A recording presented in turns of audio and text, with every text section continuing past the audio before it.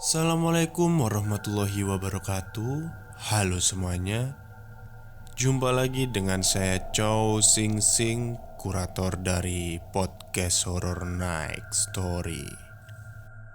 Baik, seperti malam biasanya saya kembali dan akan menceritakan sebuah kisah mistis tentunya untuk kalian semuanya. Dan kisah mistis kali ini datang dari Mas Agil Saputra, seorang penggiat Twitter. Seperti apa kisahnya? Mari kita simak. Temanggung pertengahan tahun 1984 di desa Pucang, dalam kurung disamarkan, ditemukan mayat di rumah Sumarsih. Bentuknya sudah hampir tidak bisa dikenali. Sudah hampir menjadi rangka-rangka yang berbalut baju. Mungkin sudah berbulan-bulan mayat itu di situ. Warga belum bisa memastikan itu mayat siapa. Ada yang bilang itu mayat Sumarsih, tapi ada juga yang bersaksi melihat Sumarsih mondar-mandir seperti orang kebingungan di pekarangan depan rumahnya satu hari sebelum mayat itu ditemukan. Sedikit cerita Sumarsih. Sumarsih adalah seorang janda kaya. Tapi semenjak anaknya meninggal 2 tahunan yang lalu, ia menjadi depresi. Dia mulai tidak bicara, mulai tidak pernah membuka jendelanya, dan keluar mondar-mandir di pekarangan rumahnya saat malam hari. Mayat itu masih menjadi teka-teki. Ada yang bersikeras itu adalah korban yang dibunuh oleh Sumarsih. Pasalnya, tidak sedikit juga yang melihat Sumarsih sehari sebelum kejadian. Namun, ada juga yang ngotot itu adalah mayat Sumarsih karena baju yang dipakainya. Semua mencoba menalar. Kalau mayat ini masih utuh, mungkin masuk akal kalau ini Sumarsih, karena banyak yang melihat Sumarsih sehari sebelum kejadian. Tapi mayat ini sudah hancur. Diperkirakan sudah berbulan-bulan di sini.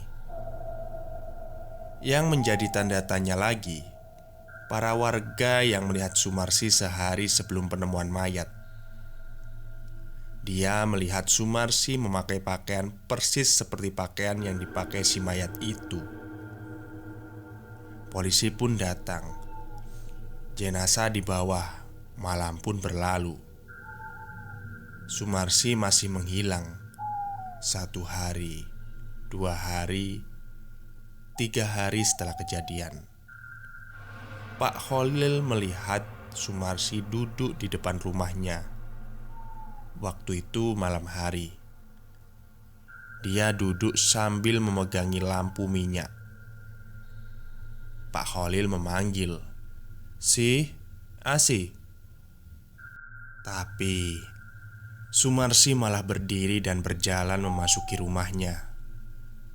Pak Kholil langsung bergegas ke rumah Pak RT untuk memberitahu kalau Sumarsih berada di rumahnya sekarang.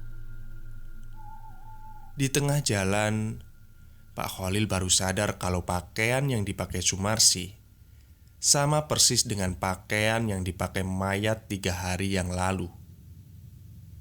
Di sini, Pak Kholil yang tadinya berada di kubu itu bukan mayat Sumarsih, langsung goyah. Apa itu demit ya? Batinnya. Gak mungkin. Pak Kholil menepis pikirannya. Dia yang tadinya berjalan menuju rumah Pak RT justru urung dan mampir ke rumah temannya, Pak Ramli. "Saya tadi lihat Asih duduk di depan rumahnya, Pak," kata Pak Kholil. Yang bener aja," sahut Pak Ramli. Setelah berdebat panjang, akhirnya mereka setuju untuk mendatangi rumah Sumarsih. Mereka berdua pun berjalan menuju rumah Sumarsih yang jaraknya kurang lebih 200 meter dari situ. Dan benar saja, Sumarsi memang ada di situ. Dia sedang berjalan mondar-mandir di depan rumahnya. Ini aktivitas rutin sejak Sumarsi ditinggal anaknya. "Itu, benar kan Sumarsi ada di rumah?" jawab Pak Kholil. "Heeh, tapi kok agak aneh ya cara jalannya itu loh," ujar Pak Ramli. Pak Kholil dan Pak Ramli ini sebenarnya takut tapi penasaran. Jarak pandang antara mereka dan rumah Sumarsi sekitar 10 meteran. Akhirnya mereka memutuskan untuk memanggil Sumarsi. "Si, Asi, woi." Sosok Sumarsi itu berhenti dan menoleh ke arah Kholil dan Ramli. Dia tersenyum dan bilang, "Opo to, Kang?" Dan setelah itu, sosok itu terbang dan masuk menembus garis polisi yang ada di depan rumahnya. Pak Ramli dan Pak Kholil lari ketika melihat hal itu. Itu terjadi kira-kira jam 11 malam. Mereka lari dan kembali ke rumah Pak Ramli. Suasana desa memang mencekam setelah penemuan mayat itu. Di dalam rumahnya, Pak Ramli dan Pak Kholil masih ketakutan. Mereka semakin yakin kalau mayat itu adalah mayat dari Sumarsi. Dan yang barusan mereka lihat adalah arwah dari Sumarsi. Mereka berdua memilih untuk tidak menceritakan kepada siapapun sebelum semuanya benar-benar jelas. Waktu itu kira-kira sudah jam 12 malam. Di luar rumah terdengar ada suara keributan. Pak Kholil dan Pak Ramli pun keluar. Terlihat beberapa warga sedang heboh. Salah satunya Pak Jumadi.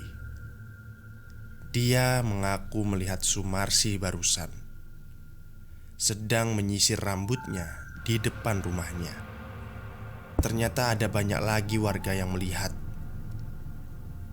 Akhirnya warga memutuskan untuk mengecek bersama-sama ke rumah Sumarsi.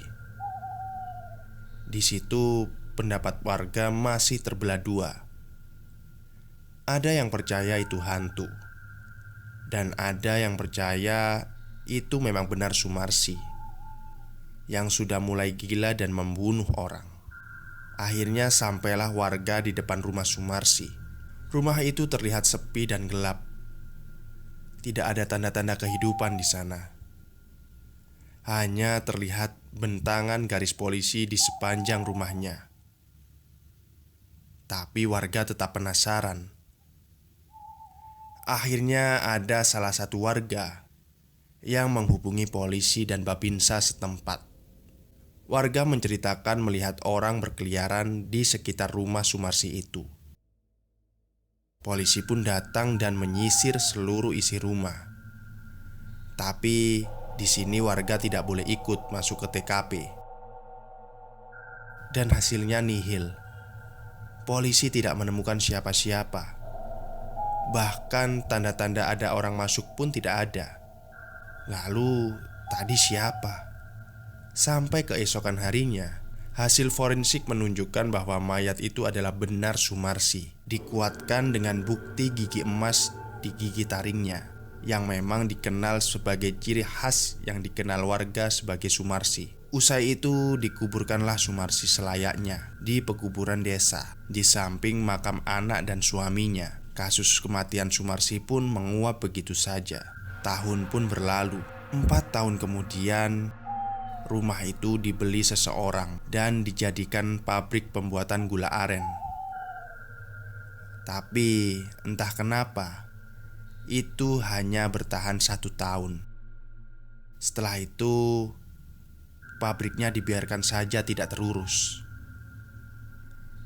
Sampai sekarang, rumah atau pabrik itu tidak terurus. ditumbuhi ilalang dan sebagian tembok sudah ada yang roboh. Terlihat bolong tak beratap. Tapi konon sampai sekarang banyak warga sekitar yang melihat sosok Sumarsi di rumah itu. Berbaju hijau, berambut panjang, dan menampakkan diri. Entah sedang mondar-mandir di pekarangan rumah ataupun sedang menyisir rambutnya di depan rumahnya. Dan tak jarang juga tercium bau amis dan terdengar suara orang menangis, bernyanyi dan tertawa. Yang mana menurut kesaksian orang itu adalah kelakuan Sumarsi semasa hidupnya. Oke, terima kasih. Mungkin itu saja cerita yang bisa saya sampaikan pada malam hari ini. Semoga kalian terhibur. Selamat malam dan selamat beristirahat.